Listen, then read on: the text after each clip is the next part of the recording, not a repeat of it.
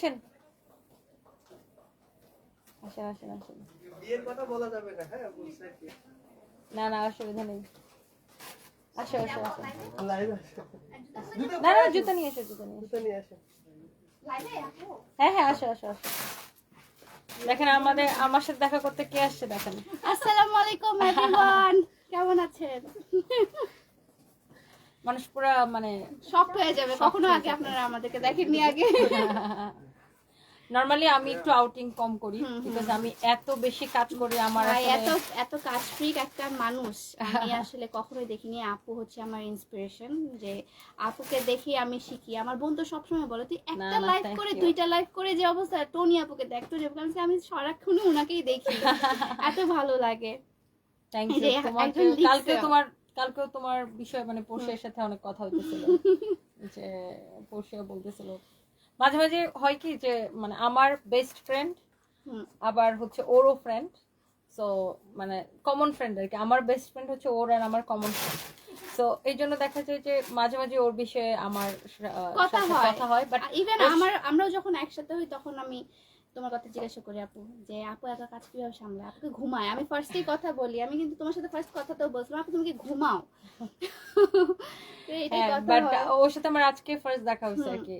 So আমাদের আগে কখনো দেখা হয় না, বাট ফেসবুকে সবসময় দেখি। অ্যান্ড মানে আমার বেস্ট ফ্রেন্ডের কাছে মানে হয় না যে বাংলাদেশে হয় কি যে আমরা যারা সাধারণ মানুষ আমাদের হয় কি যে টিকটকার শুনলেই যে কেমন একটা ইয়া চলে আসে যে নেগেটিভিটি একটা চলে টিকটক আসে, মানে হ্যাঁ। একটা নেগেটিভিটি চলে আসে, ও আচ্ছা টিকটক করে।